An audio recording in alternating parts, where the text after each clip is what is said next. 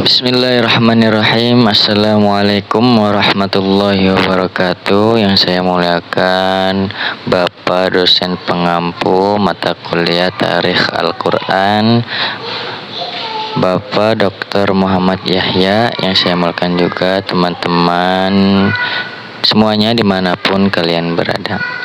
Alhamdulillah, pada kesempatan kali ini saya akan melanjutkan pembahasan minggu kemarin, yaitu dimana dalam minggu kemarin kita membahas tentang pengumpulan Al-Quran pada masa Abu Bakar. Nah, pada kesempatan kali ini saya akan membahas mengenai pengumpulan atau kodifikasi Al-Quran pada masa Utsman bin Affan.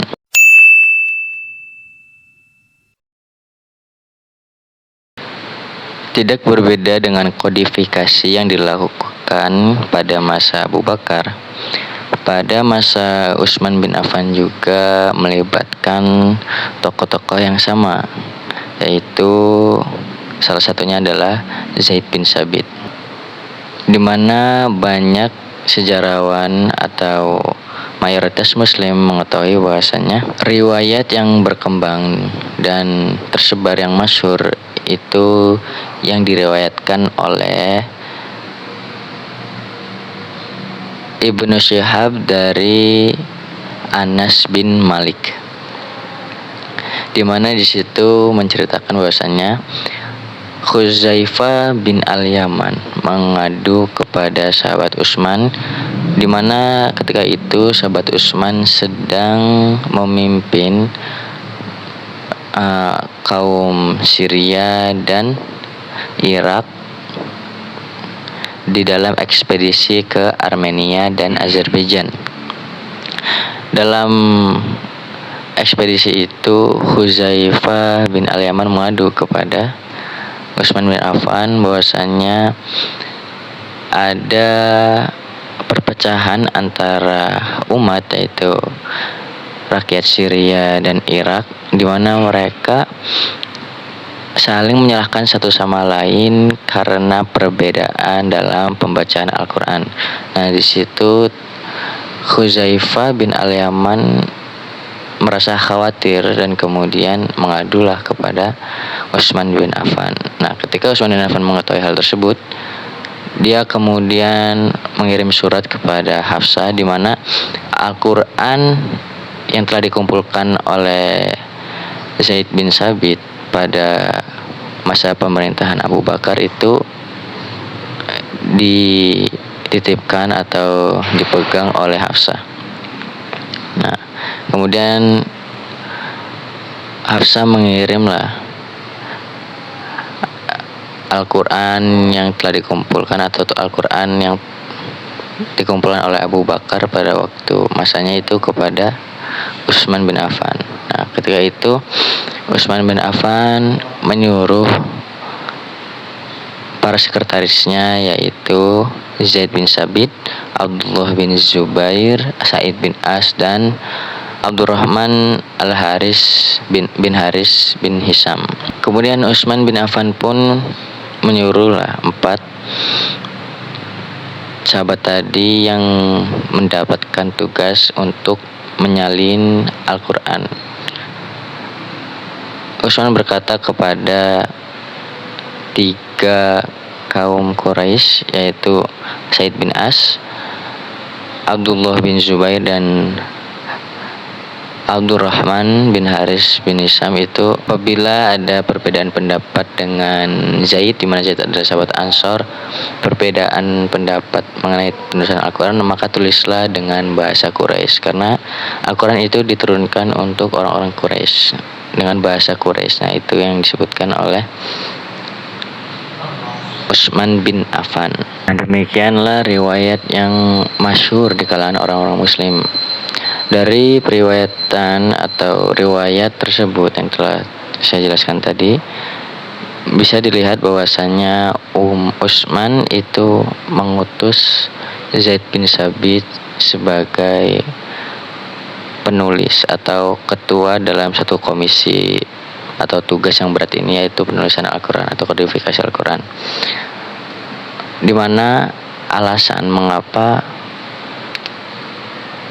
mengapa Utsman bin Affan mengutus Zaid bin Tsabit, walaupun masih banyak penulis atau sekretaris Nabi yang lainnya seperti Abdullah bin Mas'ud misalkan. Kenapa dia lebih memilih Zaid bin Tsabit? Mungkin alasan yang pertama adalah Zaid bin Tsabit itu pernah menjadi penulis Al-Quran pada masa Nabi, dan juga pernah melakukan penulisan Al-Quran juga pada masa Abu Bakar, itu pengumpulan Al-Quran yang pertama.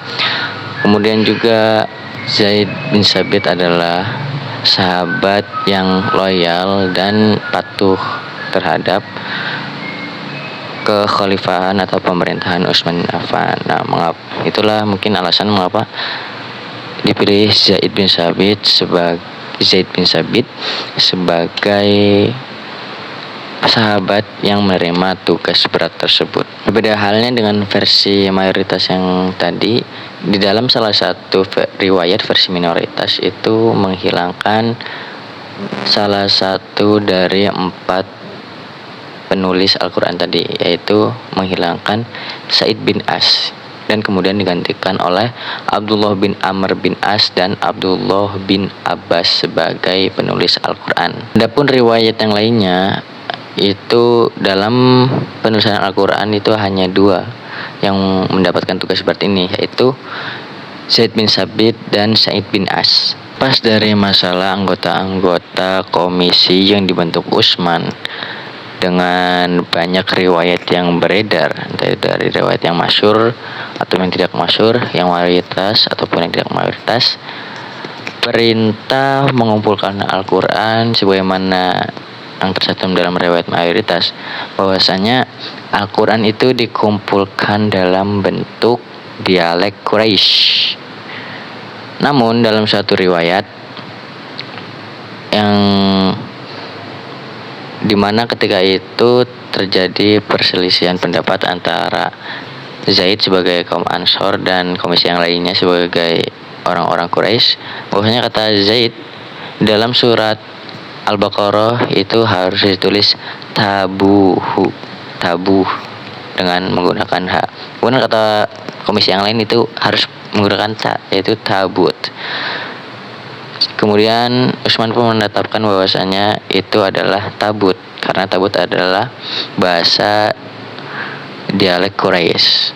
Nah, di sini kata Taufik dan Amal bahwasanya tabut ini bukanlah dialek Quraisy, melainkan itu adalah dialek orang-orang Habasyi atau orang-orang Abisinia. Jadi di sini terjadi perbedaan antara versi mayoritas dan versi yang berkembang di sarjana Muslim.